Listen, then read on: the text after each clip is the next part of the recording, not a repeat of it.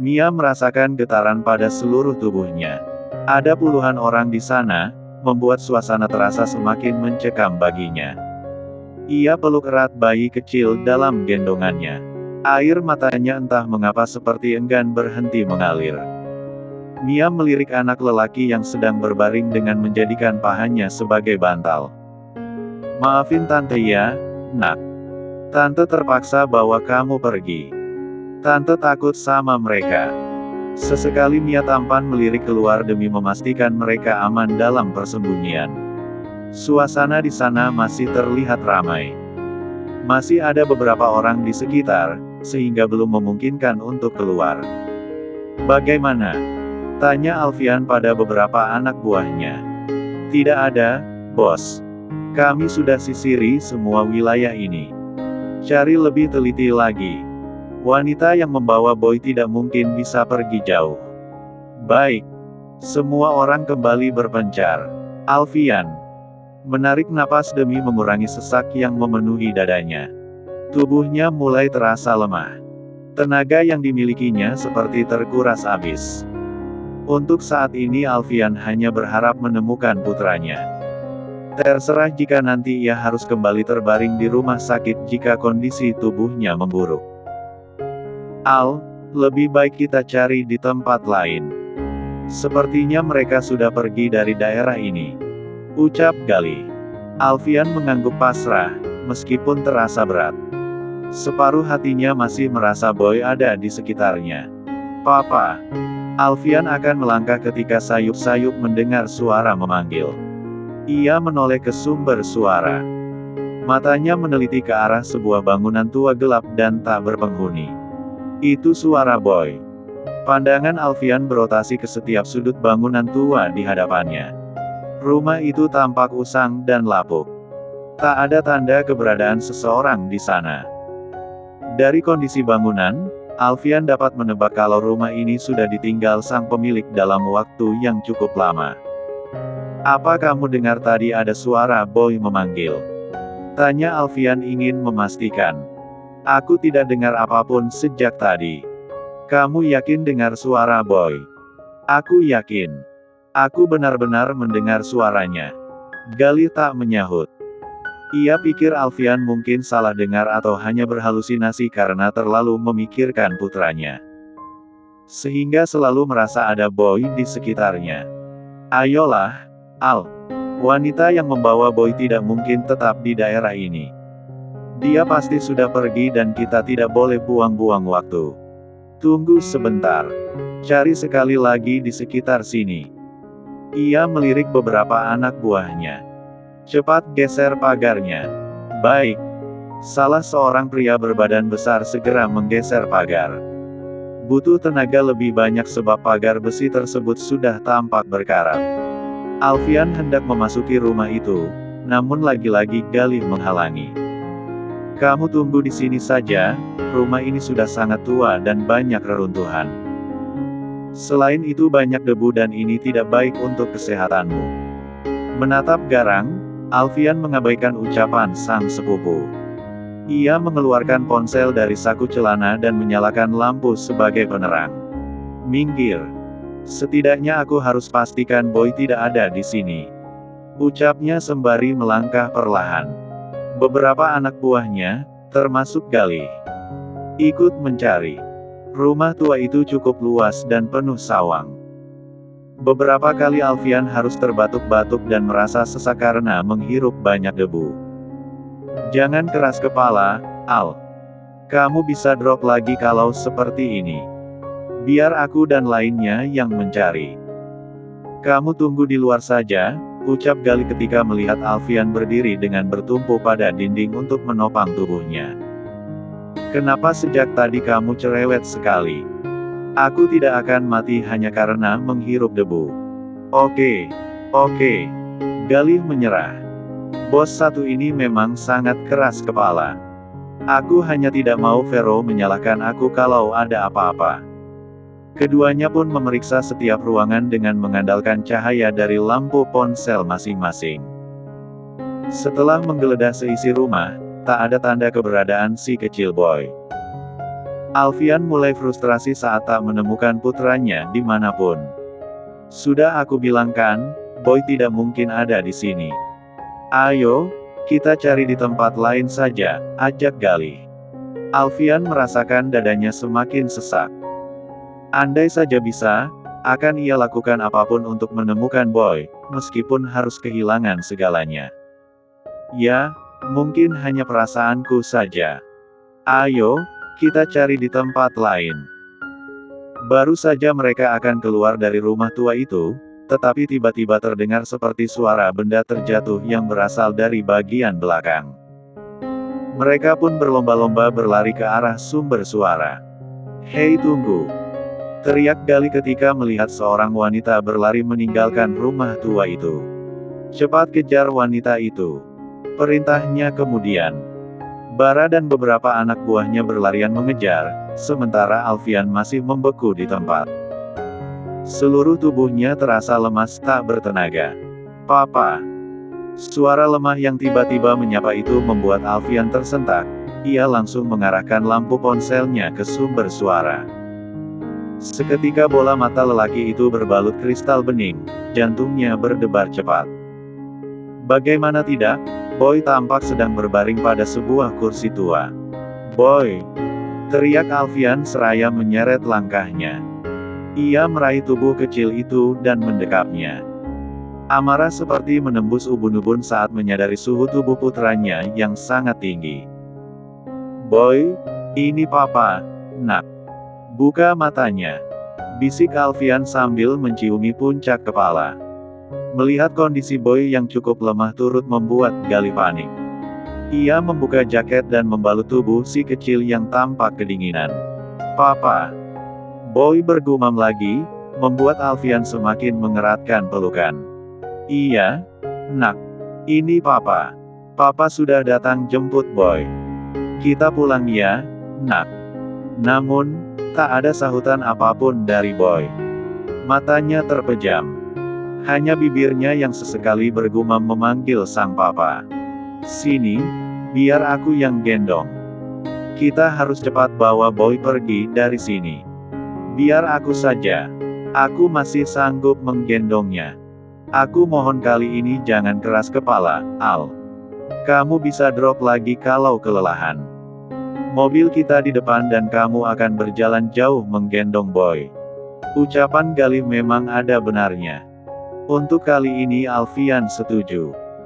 Tanpa mengulur waktu, Galih membawa Boy keluar dari rumah tua dan gelap itu. Berjalan dengan tergesa-gesa menuju ujung gang. Hingga akhirnya mereka tiba di mobil. Alfian duduk di belakang dengan memangku tubuh kecil itu. "Ke rumah sakit?" tanya Galih yang sudah duduk di kursi kemudi. "Tidak, Boy hanya demam biasa.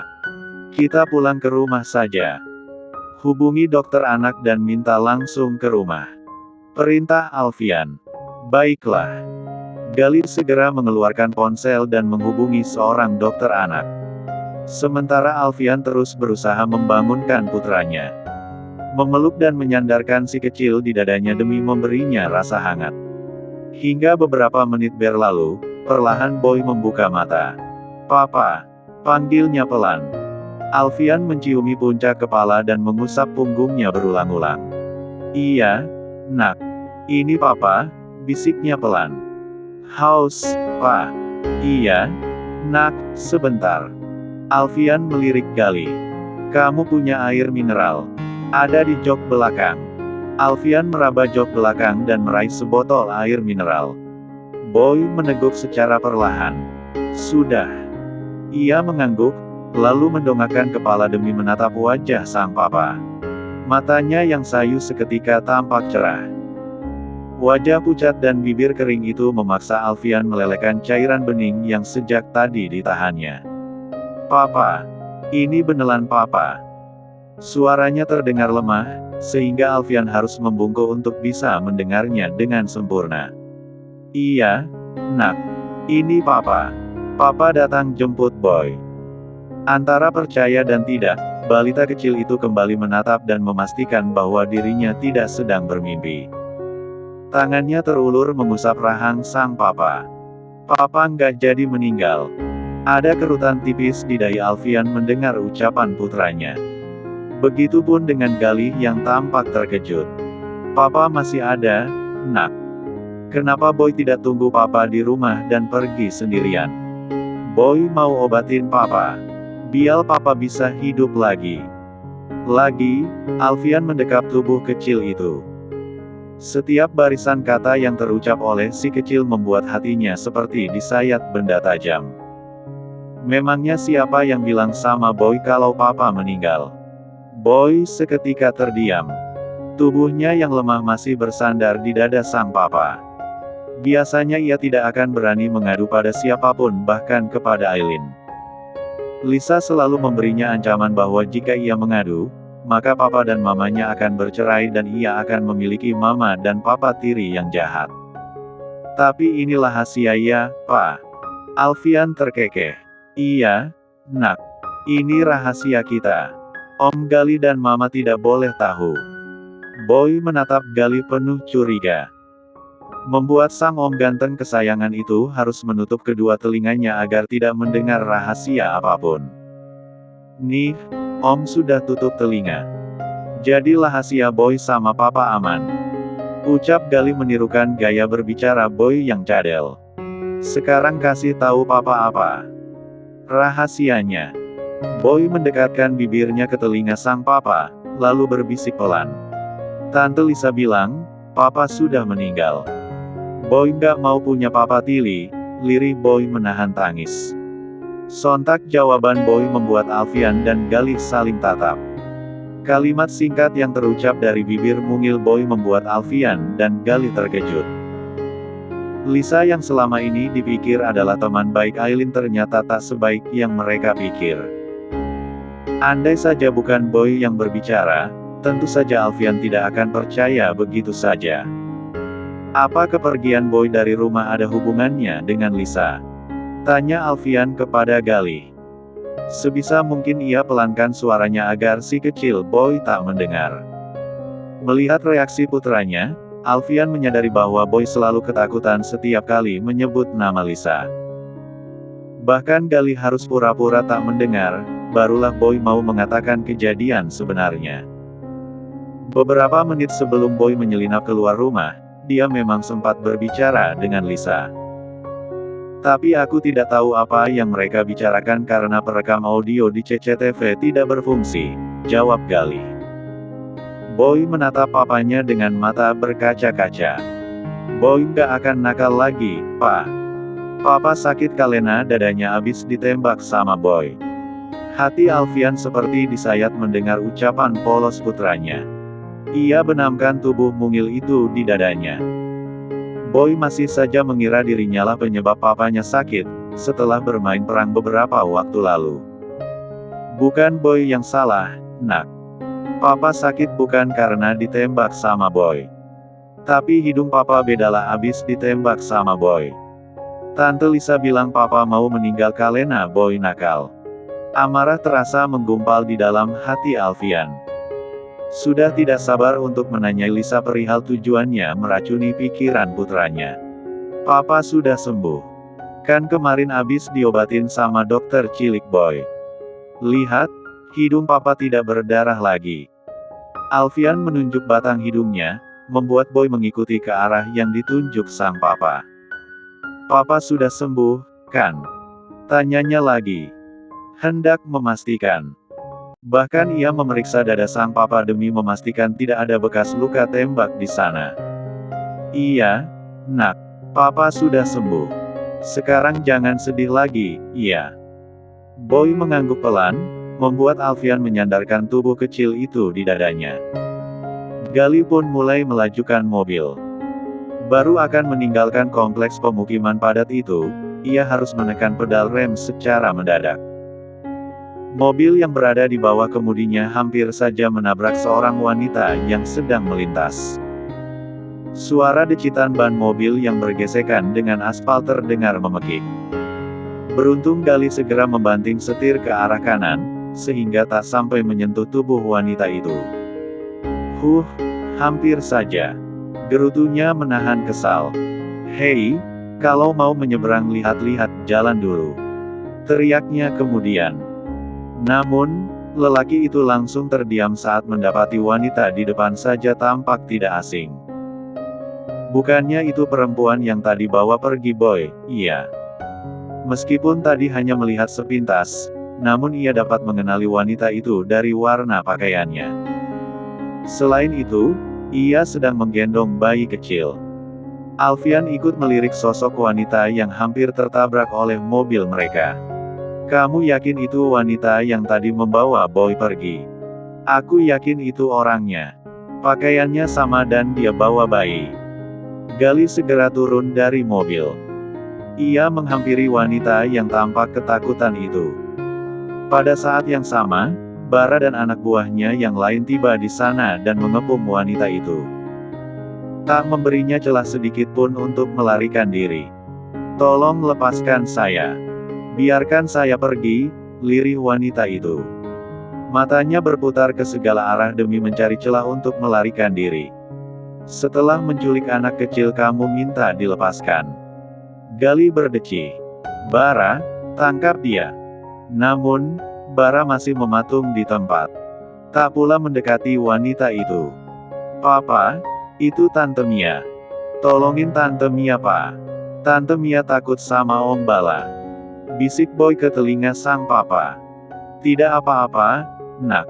Om Bara sama Om Gali cuma mau tanya tante itu.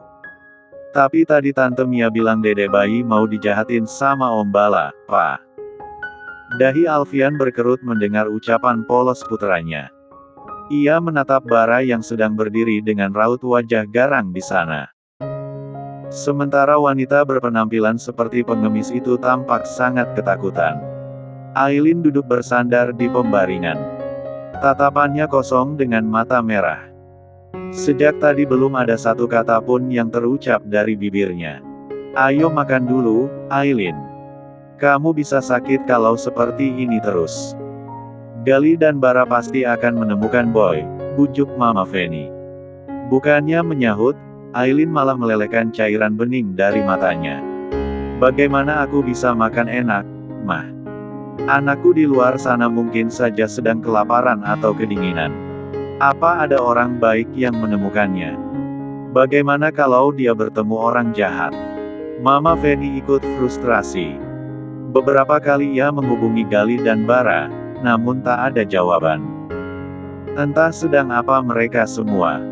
Setidaknya kamu harus makan, Aileen. Ingat kamu sedang hamil kembar. Mereka juga membutuhkan gizi yang cukup. Akan tetapi, segala bujukan Mama Fanny tak dihiraukan Aileen. Wanita itu memilih berbaring dan membalut tubuhnya dengan selimut. Berharap dalam hati saat terbangun nanti akan ada Boy di sisinya. Sementara Lisa mengulas senyum puas melihat kekacauan yang ia timbulkan. Seluruh penghuni rumah sedang bersedih dengan hilangnya Boy. Terutama Aileen. Wanita itu bahkan sempat pingsan saat baru tiba di rumah, dan begitu terbangun, wanita itu tampak cukup terpukul. Sejak pulang ke rumah tadi, ia hanya terus menangis dan mengurung diri di kamar. Memeluk foto suami dan anaknya. Ini bagus sekali dan sesuai harapanku. Mereka pasti akan kesulitan mencari Boy. Kondisi Alfian akan semakin memburuk dan dia akan mati tidak lama lagi. Sementara Aileen akan mengalami depresi karena kehilangan dua orang yang dia cintai dan semua itu karena kebodohannya sendiri. Ia meneguk segelas minuman dingin. Semua dendamku akan terbalaskan. Dan aku akan pergi dengan puas begitu melihat hidup mereka semua hancur. Lisa meraih ponsel dan hendak menghubungi seseorang. Namun, pada saat yang sama terdengar suara bel. Wanita itu mendengkus kasar sambil berjalan ke arah pintu. Seketika matanya membeliak saat menatap Alfian berada di ambang pintu dengan Boy yang tertidur dalam gendongannya. Namun, bukan itu yang membuat Lisa merinding. Melainkan tatapan tajam dari sang majikan. Boy. Suara Lisa terdengar gemetar. Pikirannya langsung kalut. Bagaimana bisa Alfian menemukan Boy dalam waktu yang sangat cepat? Bahkan ia ditemukan kurang dari 24 jam sebelum menghilang. Syukurlah kamu sudah ditemukan. Sini sama tante, sayang. Ucapnya lagi, sambil mengulurkan tangan. Tidak usah, biar aku saja yang membawanya masuk. Di mana Aileen? Dia sedang di kamar, Tuan. Baiklah. Setelah ini kita harus bicara. Lisa kembali merinding. Apalagi saat menyadari tatapan Galih yang sama-sama menakutkan baginya. Apa Boy habis mengadukanku pada mereka? Tebaknya dalam hati. Tidak. Boy tidak mungkin berani mengadukanku. Selama ini dia selalu menuruti semua ucapanku. Bahkan dia tidak berani mengadu pada Aileen.